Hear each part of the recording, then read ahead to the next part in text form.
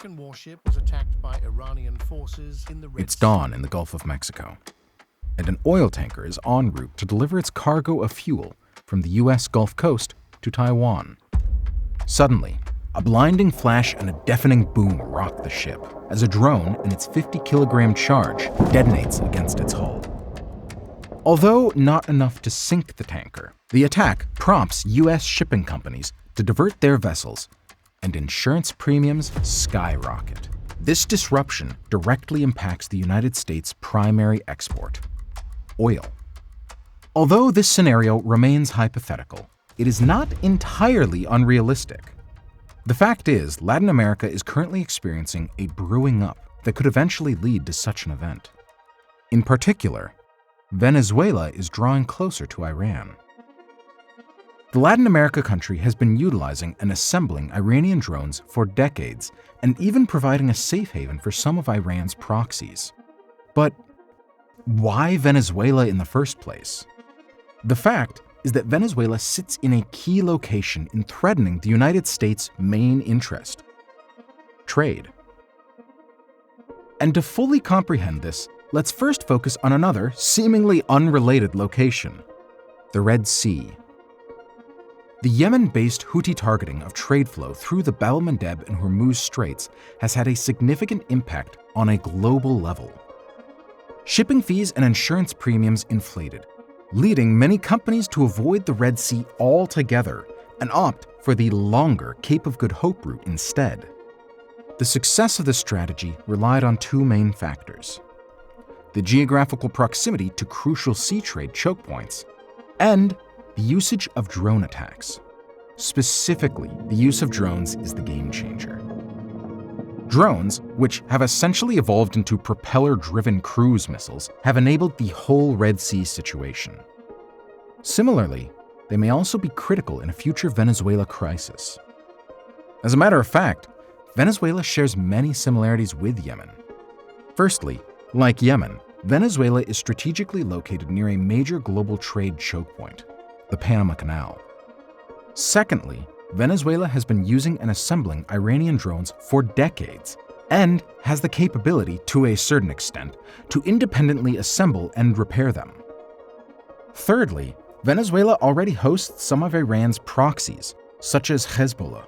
These factors combined make Venezuela an ideal location to potentially disrupt trade flow in both the Panama Canal and the Gulf of Mexico, and the wider Caribbean region. Venezuela also shares ethnic ties with Middle Eastern countries, as it has experienced a significant influx of migrants from Syria and Lebanon over the past century. This historical connection has created a fascinating intertwining of culture that makes the Venezuelan people truly unique. While this interweaving of backgrounds is intriguing, how can one unravel it to trace back one's ancestors? That's where MyHeritage, this video's sponsor, comes in with their services. Have you ever wondered who your great-great-grandmother was? Or if there were any relatives you might not know about in your family tree? MyHeritage's website provides access to over 19 billion records, making it an invaluable resource for tracing your ancestry. With their Instant Discoveries feature, building your family tree becomes not only easy, but also fun.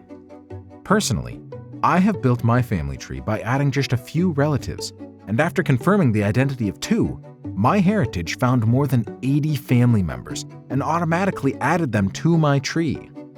One of these was my great-great-grandfather, whom I knew very little about. Adding his photo profile is also very easy, and there are even some nifty tools to colorize, enhance, and even animate those old black and white photos. Personally, this process has been incredibly rewarding, with the discovery of new relatives popping up in my email.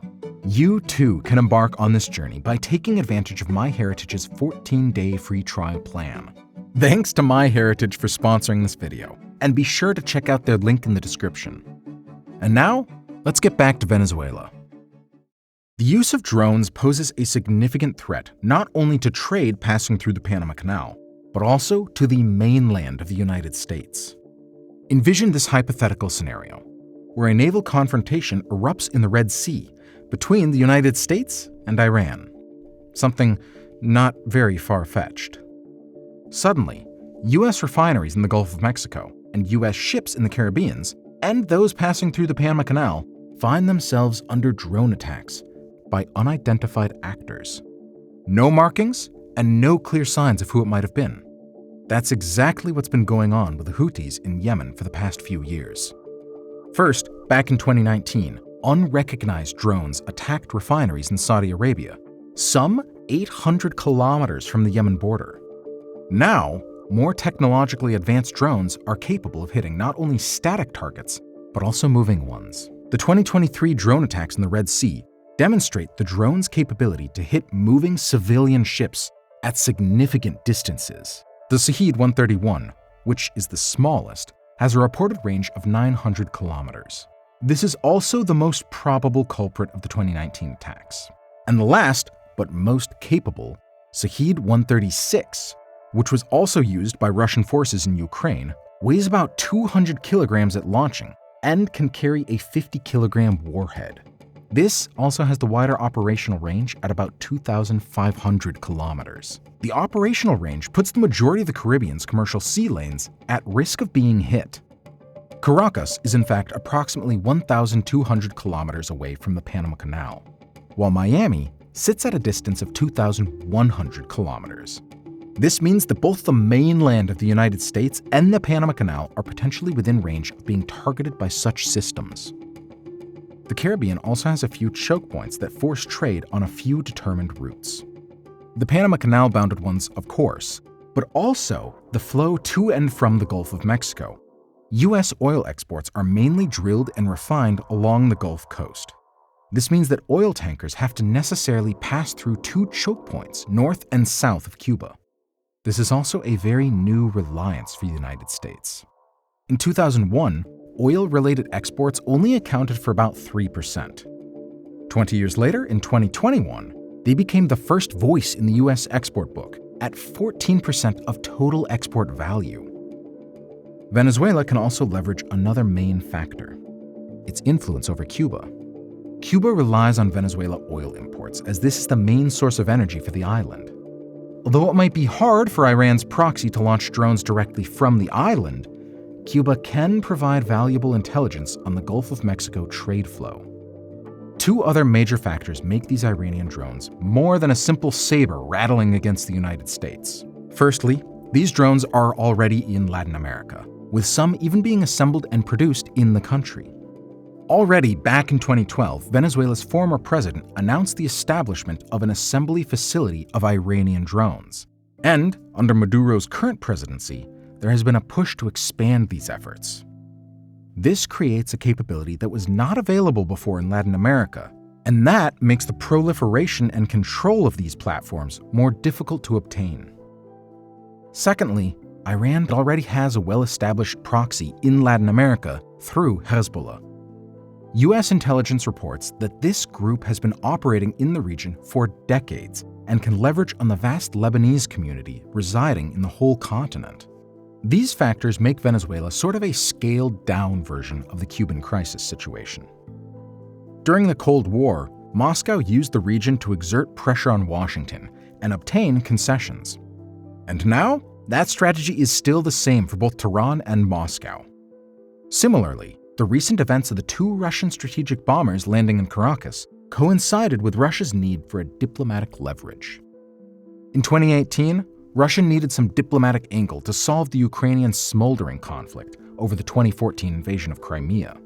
When it sent its bombers to Latin America back in 2008 and 2013, this coincided with the aggression against Georgia and the escalation of tensions with Ukraine, ultimately leading to the annexation of Crimea.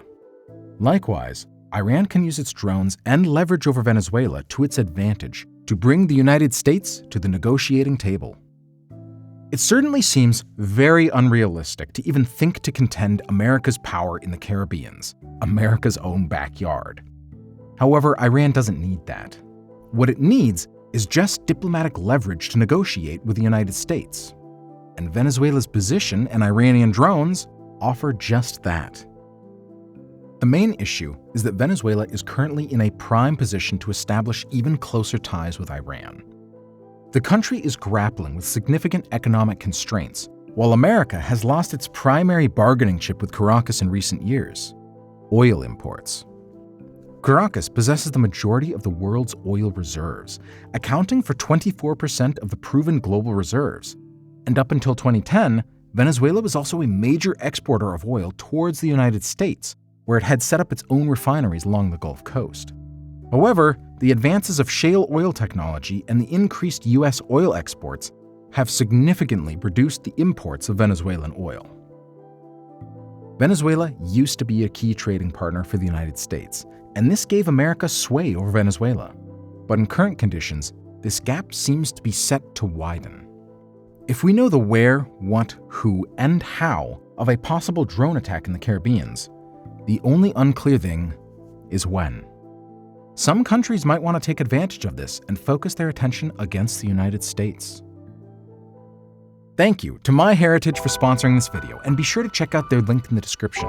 Also, thank you to the patrons for choosing this topic, and to you for watching until the end.